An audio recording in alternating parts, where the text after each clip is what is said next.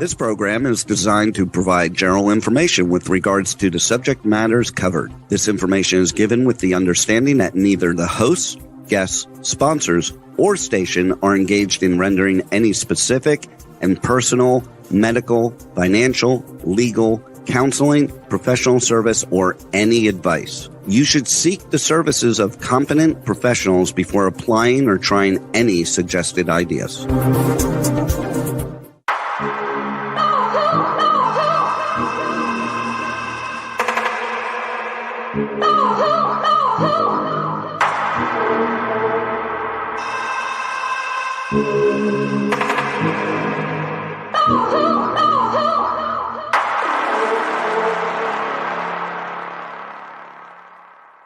Good morning, true seekers and true crime junkies. Welcome back to another episode of Hit the Road Jack, Finding the Zodiac. Today, we're going to introduce to the show Terry Batcher. Hello. Hi, kids. Good morning, Terry. And we're going to be continuing with the death of Mark Stebbins and the Oakland County child murders today. And you've provided us with a lot of great information. We'll be diving right into that after we introduce our other guest, Nolan Del Campo, attorney at law. Good morning, everybody. Good morning. And Harriet Suchet. Yes, it is. And Harriet Suchet, our code solver. Oh, thank you. And thank you what you sent me, guys, this week. I enjoyed working on it. Oh, the secret witness letter we haven't gotten to yet. Yes. That's a big one. Yes, it is, because the communications are kind of what ties everything together here as we look at that handwriting, the suggestive messages, even the internal messages, if you will, as Harriet is finding with her solves. We left off last week with Mark Stebbins, and we were going over some of the FOIA files that was obtained by Cathy Broad, which is the sister of Timothy King, the final victim in the Oakland County child murder crime spree. And Terry has, lots of effort put into going through all of these particular documents to see what you could weed out and see what might actually pertain to the case and what might not. When we left off last week, we were talking about an individual named William Allen Peterson, correct? Yes. Now, I know that the Allen name in there has some cross connection to the letter to Dr. Danto. We have an individual who is claiming to be an accomplice that was helping or assisting the murderer in unwillingly helping, I suppose he tries to claim. But fictional. Allen, what's that? A fictional person, right? Yeah. And we know that Allen is also a cross connection to the Zodiac Killer because he was also a suspect in the Zodiac Killer crime sprees. So sometimes it seems like sometimes they're actually building the patsy while they're building the crime. Right. Arthur Leigh Allen. Arthur Leigh Allen.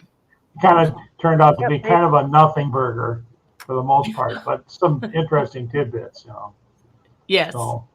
I mean, Arthur Leigh Allen was cleared on fingerprints, handwriting, DNA. They searched his house and his properties and his mother's properties and many places, many times, and were not able to locate any evidence that would have connected him to the crime spree. And unfortunately, he died of a heart attack when he was 58 years old. And now this is kind of the person that the internet would like to tout. I mean, Robert Graysmith blamed him. Everybody has blamed this man, even though he's been cleared on every single level. Hey, you had something to say there? Tom Boyd is correct. Tom Boyd is 100% absolutely correct. Bullshit. Well, absolutely correct on what? Hold on. I need my listeners to completely understand. He's correct on what? That's what if you look at his history, Tom Boyd, he's absolutely correct. Arthur Leigh Allen is it, despite the DNA, despite the handwriting, despite everything. And that's the way he's been presented. So people still get beat up to this very day, and I think on Reddit and other. So, Reddit, anyways, Reddit is the liar's camp. Reddit is the liar's camp. Well, I think that his two favorite suspects are Richard Gaikowski, who looks nothing like the Zodiac, and Arthur Leigh Allen, who again looks nothing like the Zodiac. He probably gets a check in the mail for his propaganda.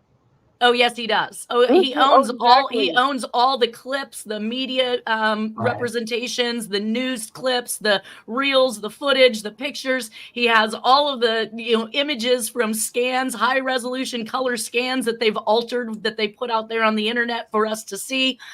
Yes, he owns all of this, evidently.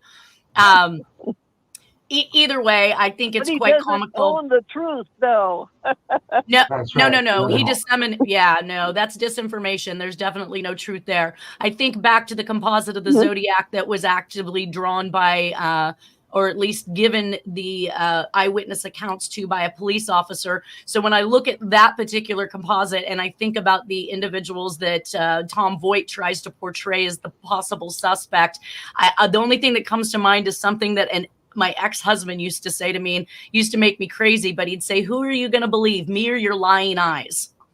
Yeah, right. Don't believe the cop's take on it. Don't believe the composite that was drawn based on the eyewitness account of the officer. Believe what Tom Voigt is telling you, and you have your suspect. Right. Yeah. Yep. All right, back to Oakland County child murders. I swore I was done ranting on Voigt, but somehow he just keeps coming back up. I think you're counteracting thousands of lies that have occurred. You're going to have to be redundant in your own presentation points, just to get things across to people, because they got certain things in their heads and their minds don't change easily. So speak the truth often to counteract it. Right. So back to go ahead. So back to William Allen Peterson. It looks like, I don't know if you know where his name was derived. Do you know how they came up with this suspect? Yes. Let me just say first, before you go into this stuff, this is strictly the original documents that were generated right after this crime happened. These OCCK crimes had several different looks at them. There's different eras so this is a fresh off the press one, if you know what I'm saying. He lived downstairs of where Stebbins lived. In fact, so that's why he made the suspect list. And he was a bad actor from the sense that he was charged with raping some woman, but I think it got weeded down to something of a lesser charge. But it was a serious rape charge. So he was on the hot seat for this thing. He showed up. He showed up at the funeral, which occurred on the 23rd. The body was found on the 19th.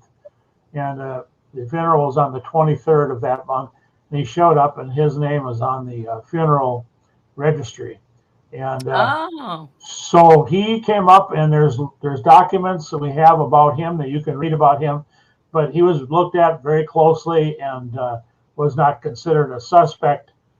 But, what goes on behind the scenes isn't always clear. You know what I'm saying? So correct. It's very, very interesting.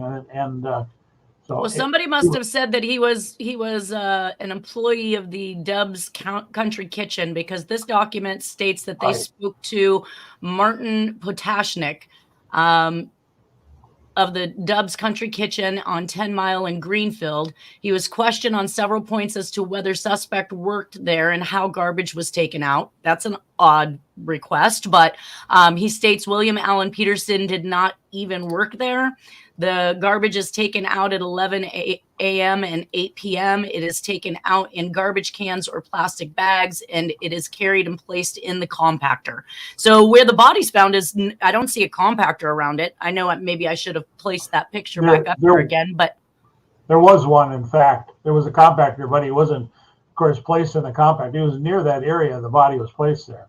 But gotcha. Isn't it interesting, though, that there would be these peripheral things about this particular suspect, the remarks of garbage was taken out and all that, but then again, that's all explainable though too. But anyway, it turned out that he did not work and never worked at the Dubs Country Kitchen, from what I gather.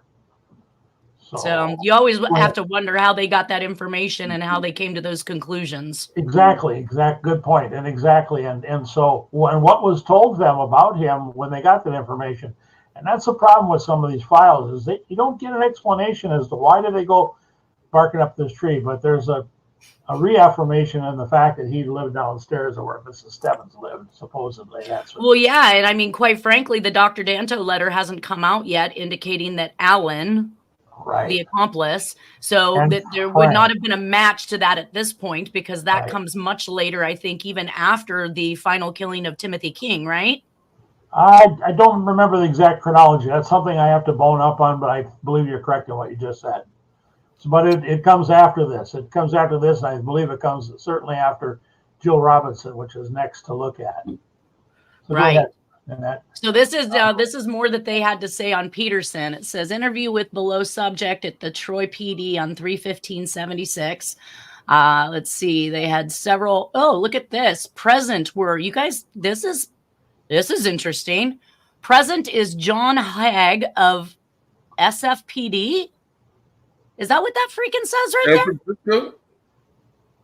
I'm wondering. And Lorne Down, SFPD, Lieutenant Pat Sullivan, YPD, that would, and Sergeant Neil Daly of MSP. That says SFPD. Do we have another SFPD in Michigan? Not that I know of. Right? I think that's why they were thinking that this was a Zodiac connection.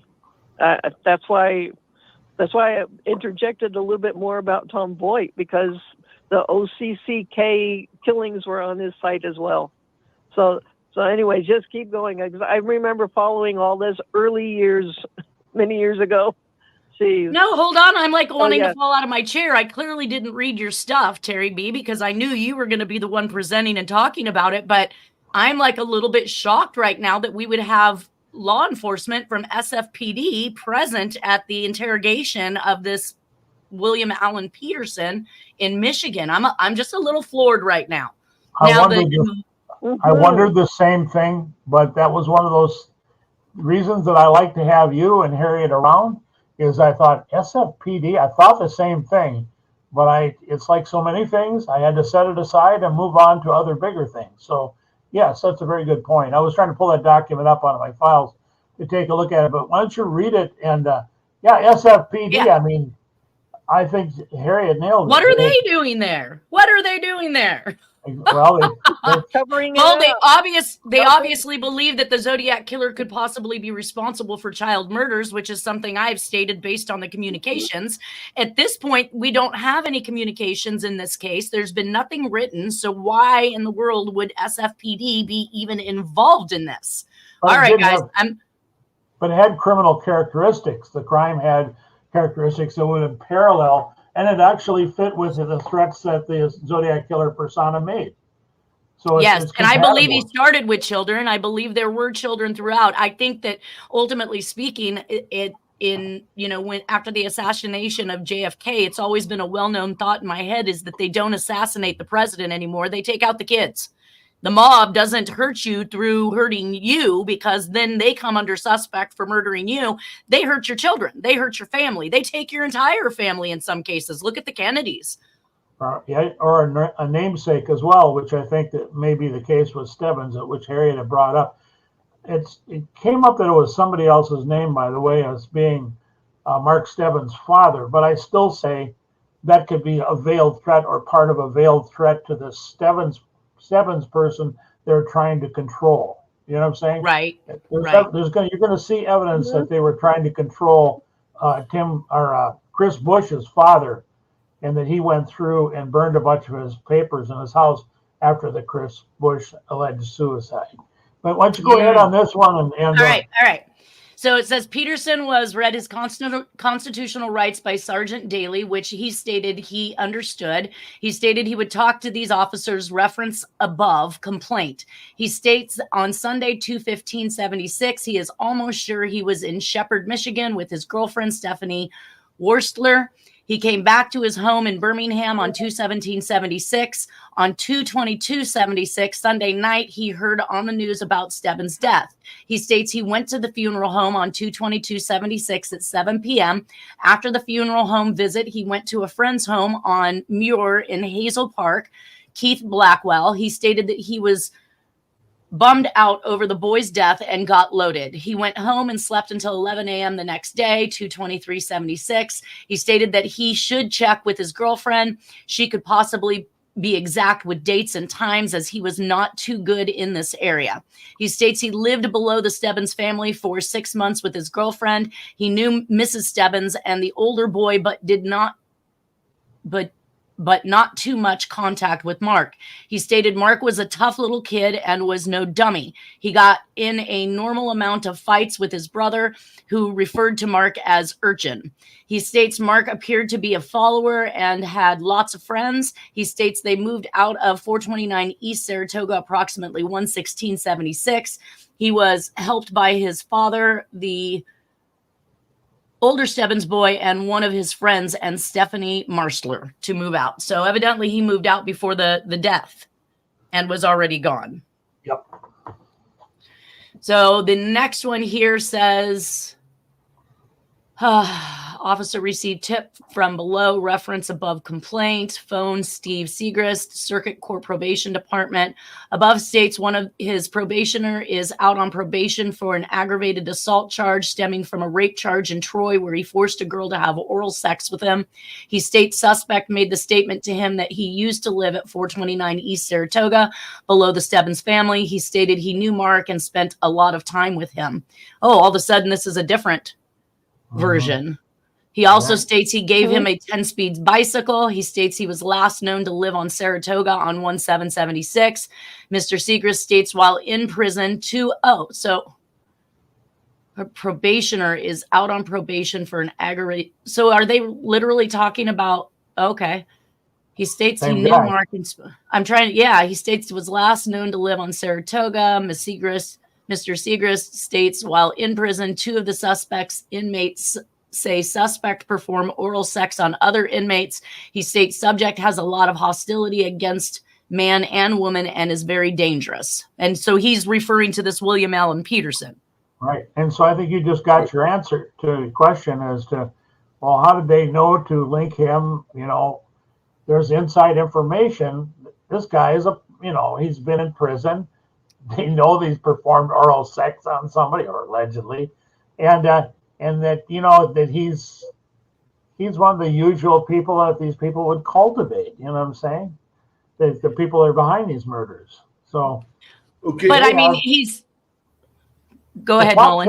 The date on this one is it how different is it from the date on the previous one? Let's see. The date on the previous one was 3/3/76. So I just have them out of order. We would have seen that ahead of time. So now he is somebody who is aggravatedly having oral sex with people. Okay. My point is they contain different information regarding how well he knew the boy. Well, this is the statement from the inmate in prison stating that. So Steve Segrist is the one stating that Peterson had this connection. So this isn't Peterson stating it. Okay. So Peterson tried to downplay it, but this guy basically ratted him out on how well he knew the boy then.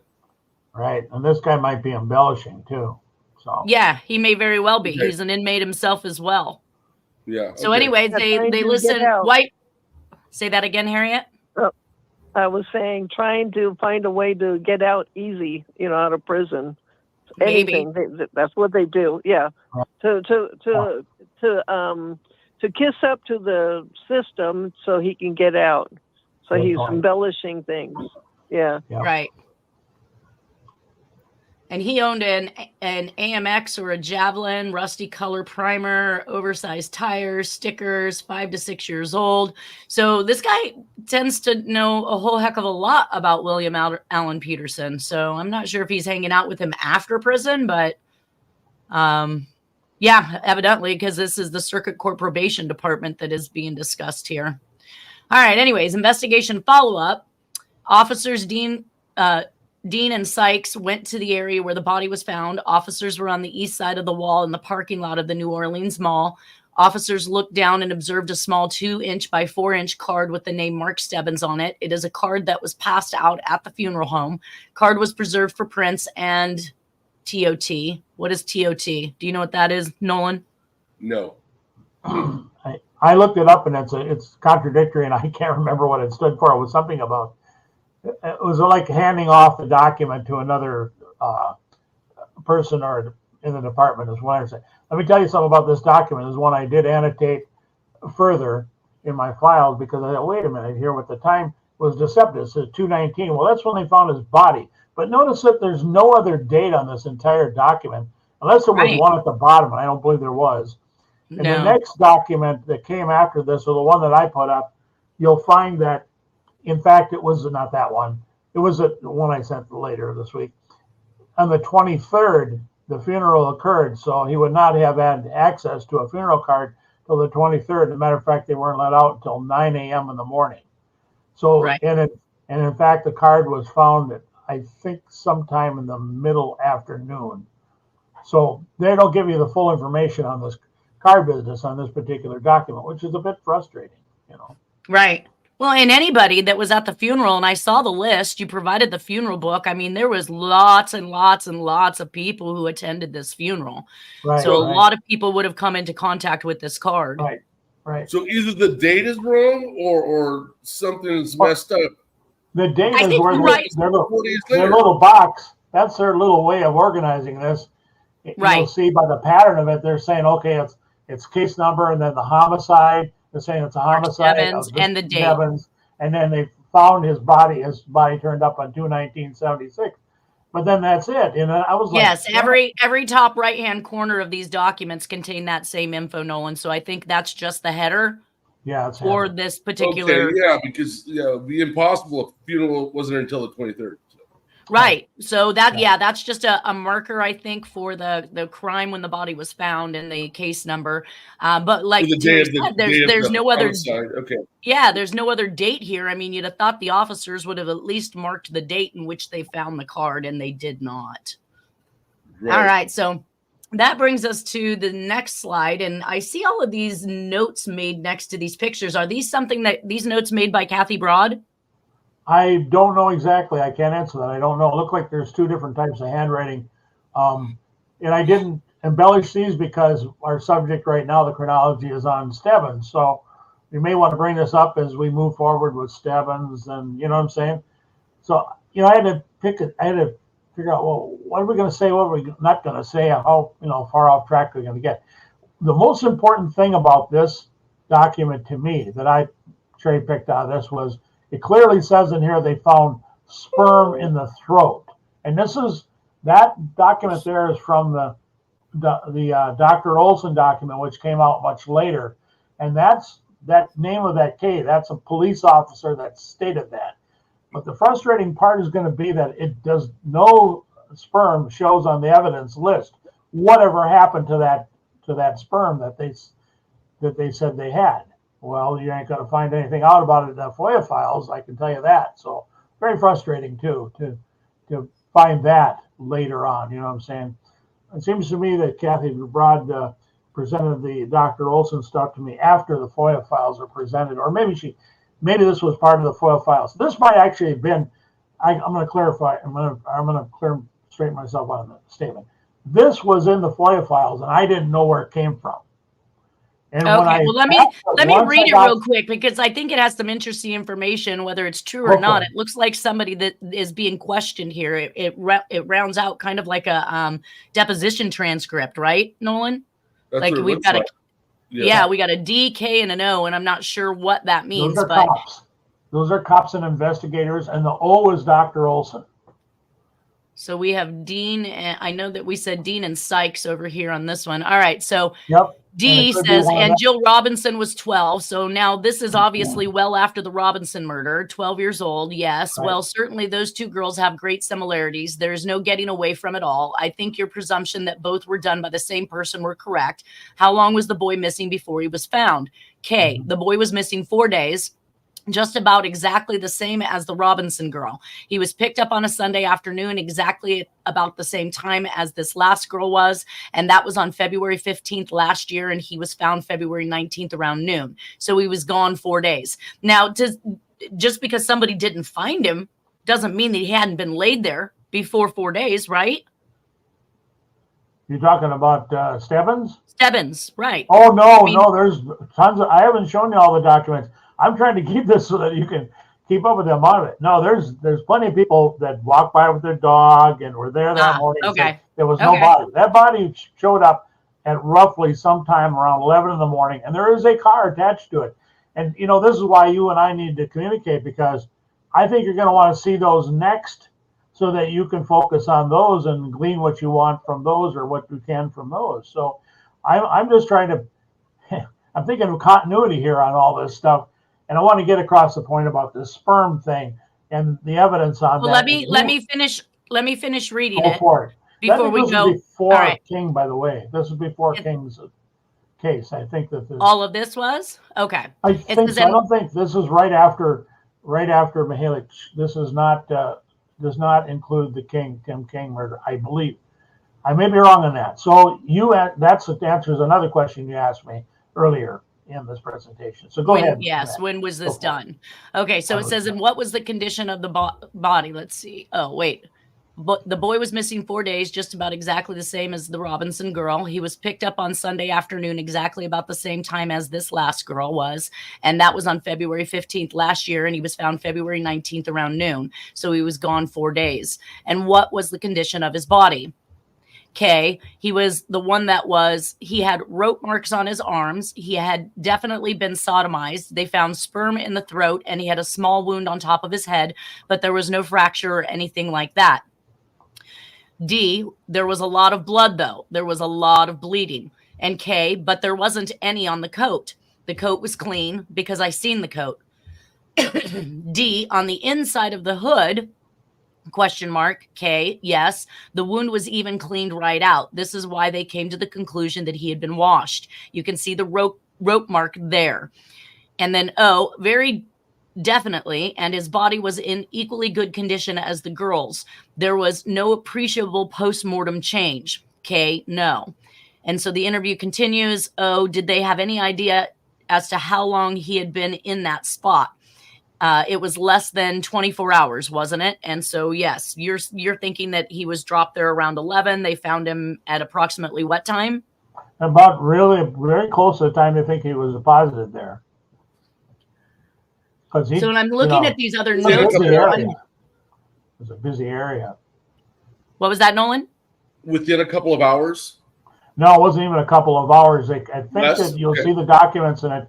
That's what the cops did do a good job. They were trying to narrow down, well, okay, if his body wasn't there by this time in the morning, they narrowed it down to being within an hour time frame between when he was deposited. And there's a car to go with that. There's a van to kind of go with that. Those I think we should look at next, but I didn't put them on here today because I thought, and if this is the way you want to go, you guys want to look at this next, I'll be happy. I mean, it's your presentation. So you're saying this suspect was bold enough to dump this body midday? Absolutely, in the morning, mid-morning when there'd be. Of course, it's in back of the place near the dumpster area, but there were two vehicles that pulled up. One of them backed in. I think it was a van, had its lights on. There's another one that fits the description of the car possibly involved. There are a bunch of documents that you guys need to see that I should say a bunch of, but there are some interesting documents that address, well, who, and how was he transported. I'll give you a look ahead on the Stebbins case. He had morbid. Well, I may go over it because I still have a bunch of your documents in here. So before we do a look ahead, the blood settling in his buttocks or in his lower part shows that he was sitting up. Same way with Tim King when that come up with that. So he was really so. This guy transported him. Our suspect transported him sitting up in the car, and sent him there. His legs were still.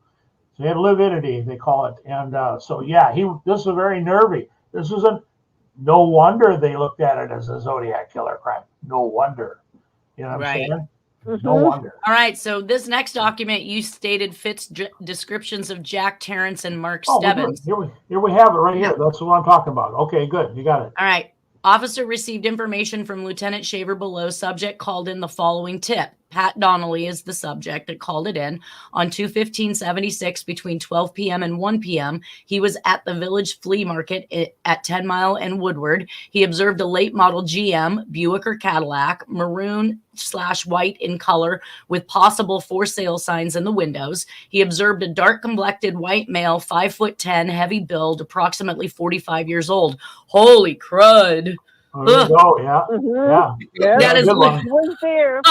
That is literally nailing down Jack at this time. He Absolutely. had medium length, dark thinning hair driving it. Next to him was a young white male, light complexion, reddish blonde hair. He stated it caught his eye because it looked like his nephew. The vehicle was south on Woodward from 10 Mile. That's redacted. Day he saw a picture of Mark Stebbins in the paper and felt this could be the boy in the car he saw. He could offer no further information at this time. That's so the possibility that this individual was literally driving him. So he would just look like he was asleep in the seat, basically. Right. But he was currently dead. Yep. Hey. Evidence in plain view. Now, evidence I can't wait for us to cover the assault that I sent you guys. I'm just listening, but yeah, definitely Jack was there. There was a reason. I'm looking forward to it. I'm hyped that. Go ahead with this one. This one we saw already, but this one's worth double mentioning. This one's worth mentioning many times because I think Harriet nailed it with her observations. But well, she also stated that she thought she knew the voice, and yes, we did already talk about this one, so I don't really need to go back over it. But your contention is that there's evidence of inside crime scene knowledge, and that her number was unlisted. So whoever called her and said the words to her that they're jacking off, or I'm going to come over and stick my three keywords, Nanette: Dick, Jack, and King are what I see. And I think what Harriet was pointing out too. I'm parsing this, splitting up Jack King, just Jack and King. And we know that there's many calls. This woman's son just turned up, and he's calling. Right when the cops are there and taunting her. Who does that? So we're getting a Zodiac Jack. She states that the voice was familiar, but it was muffled and she could not tell who it was. So if she recognized the voice, the person could likely have already had her phone number, and it's just pranking her. Yeah, but it's which is a rude prank. Can I say something really quick? The solve that I got out of all of this, what you sent me, it brings up about the local exchange carrier, and that is at the time. Well, apparently Jack and his crew were involved and, knew everybody's phone numbers. Okay. There you go. So you're going to see that in the solve. Yes. So LEC, right there in Detroit News. Who's this woman? That's how we knew. Is this Stebbins' mom? He'd know the number.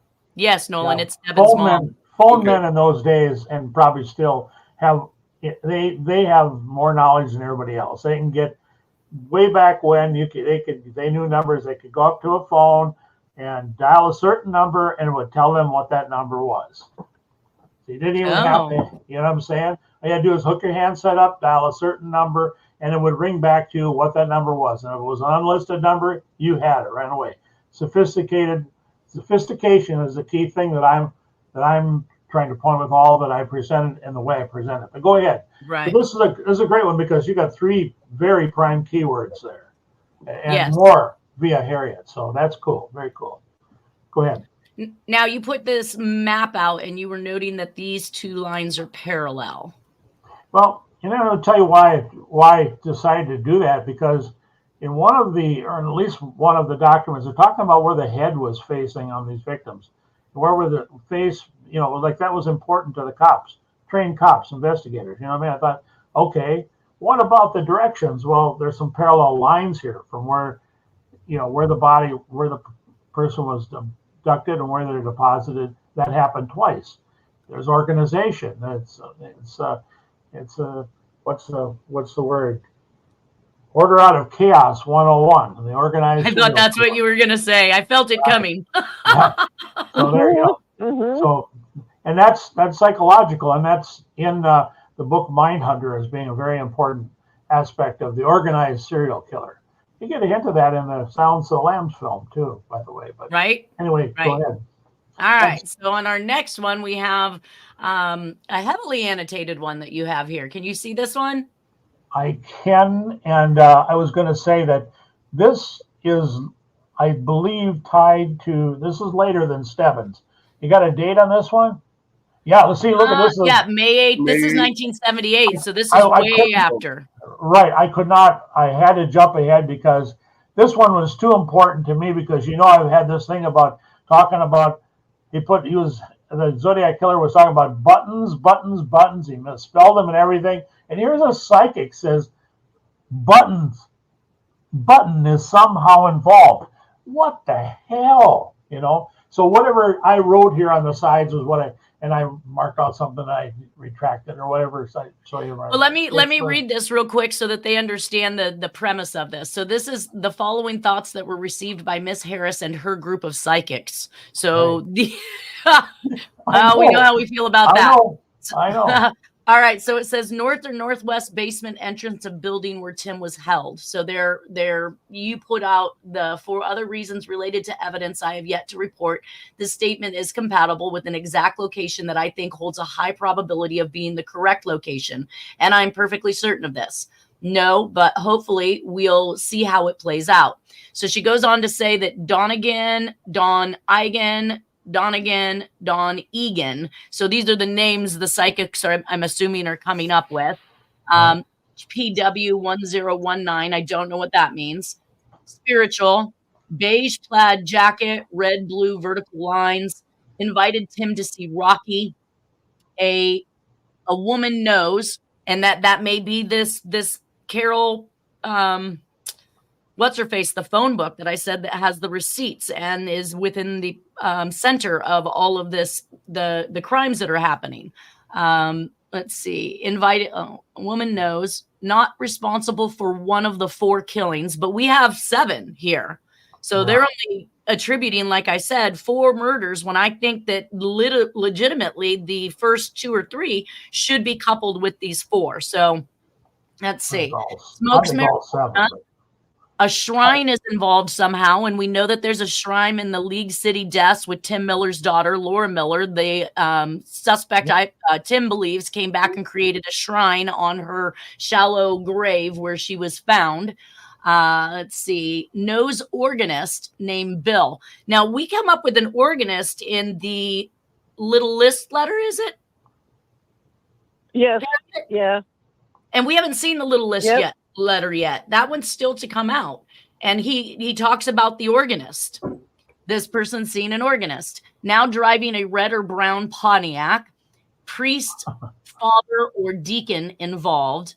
Homosexual. Button is somehow involved. Gripper clamp. Another person was with Tim in the parking lot. No plan to when and where children are taken. Suicide has been contemplated. Well, suicide's grave. Suicide's graves. Well, and we know that there's plenty of indications that the killer or the suspect in these cases has stated he was going to take his own life. I want to go back and now read the Dr. Danto letter from Alan, because I think that he talked about wanting to, but I'll have to go back to confirm that. We're going to be coming up on that soon. Anyways, so more that Terry B has comment on this. However, this particular line, so no plan to when and where children are taken.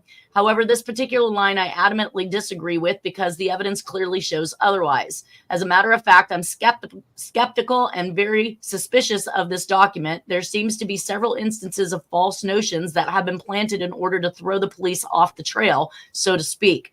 This statement by me is faulty, and I'll explain why in the text messages it's posted with. And what was that statement? That's because the evidence was clearly shows otherwise as when, okay, but as to where they were taken, that was certainly planned out in advance.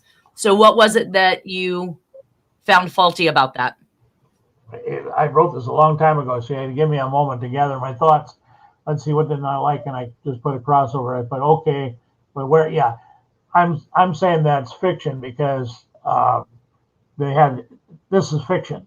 No plan. If somebody said that, wait a minute, you're holding these kids for how long? You're going to have a plan as to where you're going to take them. Right. When you're holding them for the long period of time. So you got a piece of fiction there that I circled in green. So I'm just saying, this is just something, I'm going to tell you something about, and I make my comments about psychics up in the upper left hand. When the cops get to where they have no other leads, they will revert and they will use psychics. And it's not, I'm not poo-pooing psychics altogether, but usually the ones that you can count are the ones that aren't going to make positive statements. They're going to say, I'm getting this signal, and then they're going to say, but I don't know what it means. They're not going to tell you. Right. And I don't really want to focus. I don't really want to focus on what psychics have to say. I mean, you can take from it. You can add to it a million different ways from Sunday.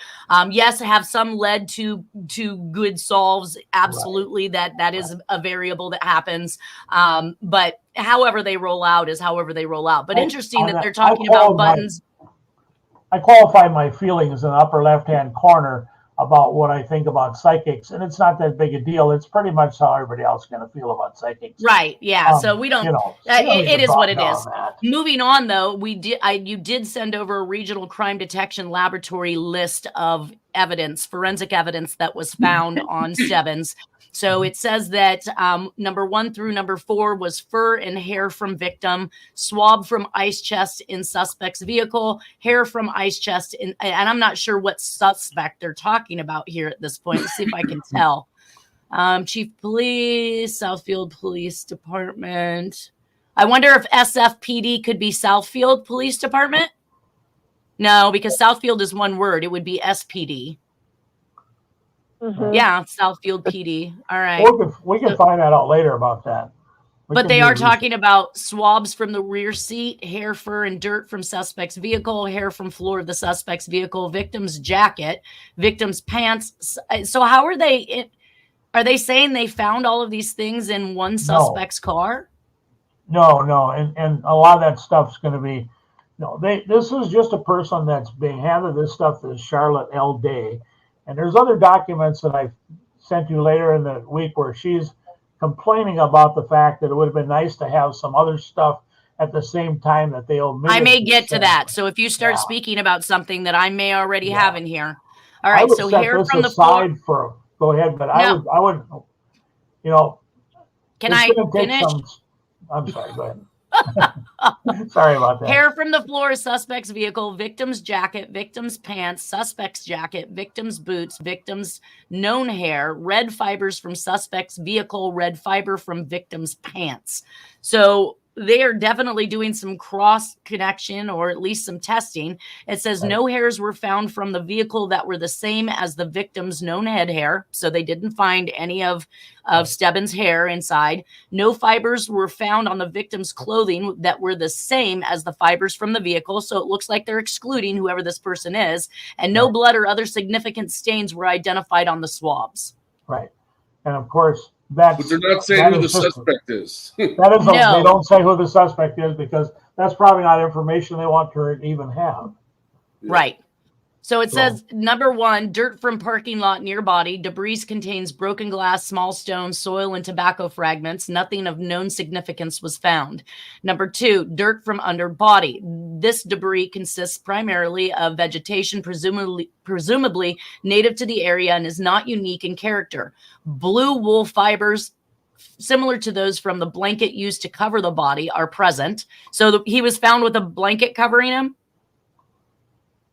That's another thing she's going to complain about is that she did not get that blanket given to her at the time or something. And that's left up in the air. So you're asking me a question I can't clarify for you. Right. So blue wool fibers similar to those from the blanket used to cover the body are present.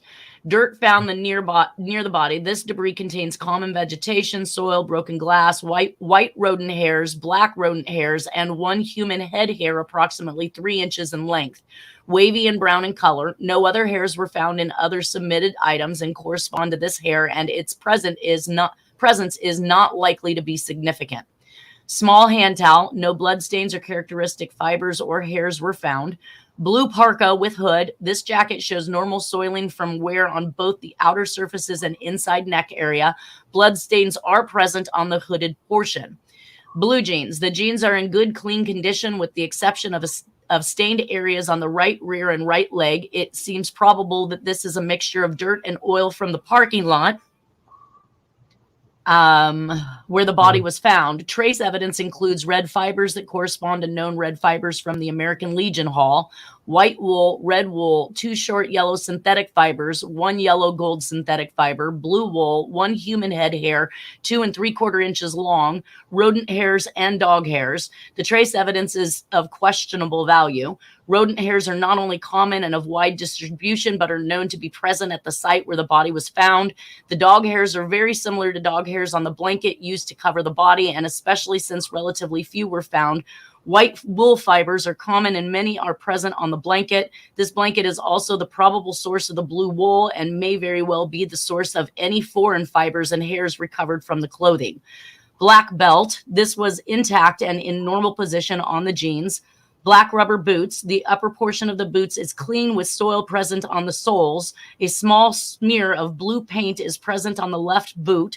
This has the characteristic of a decorative type paint, and its origin is yet unaccounted for. The location and small amount do not suggest a highly probative value. 1 point. 1 point. Blue paint, blue decorative paint will show up on the left boot. Blue paint will show up on Robinson's bike. Go ahead, proceed. Right. The socks show normal wear since washing, as indicated by both their appearance and body odor. Underpants, urine and fecal stains are present. The condition of the underpants, disregarding the fecal and urine stains, is consistent with their having been worn for a relatively extended period of time, and no semen was found. T-shirt. The T-shirt is soiled and suggests considerable wear since washing. Both the stained and soiled appearance and the presence of perspiration odor support this contention. Blood stains are present.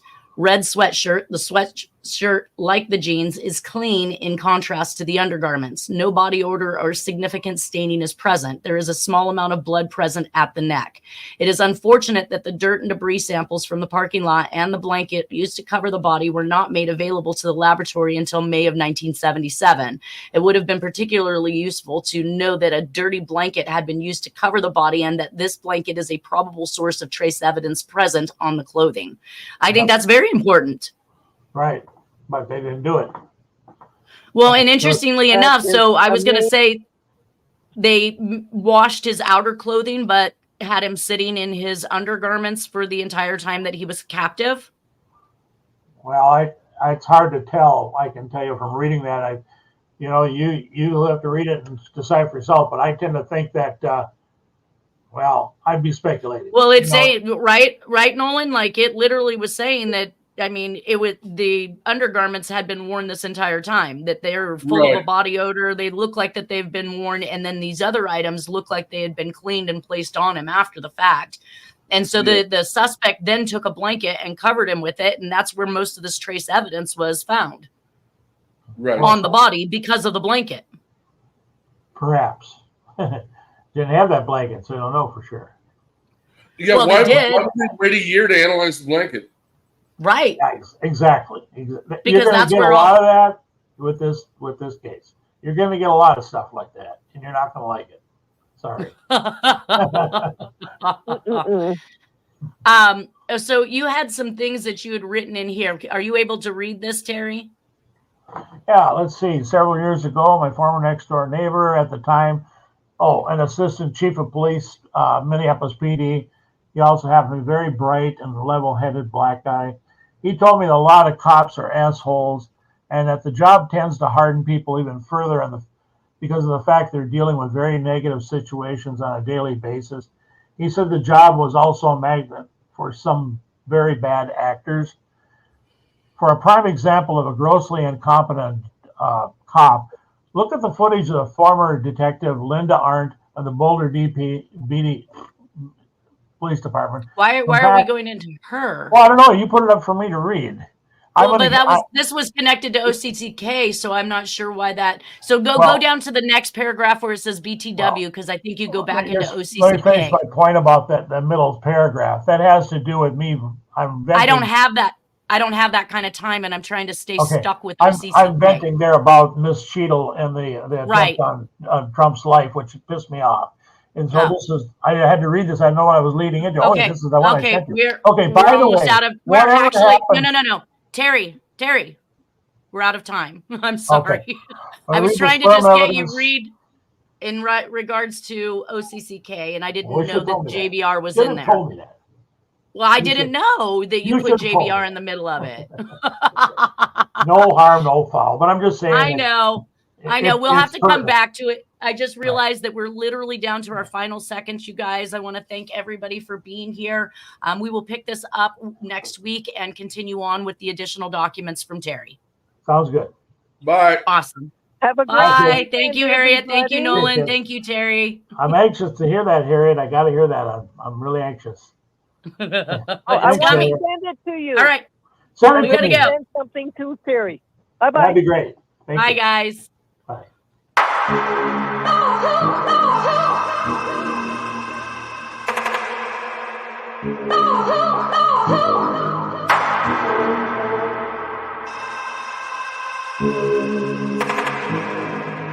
Oh,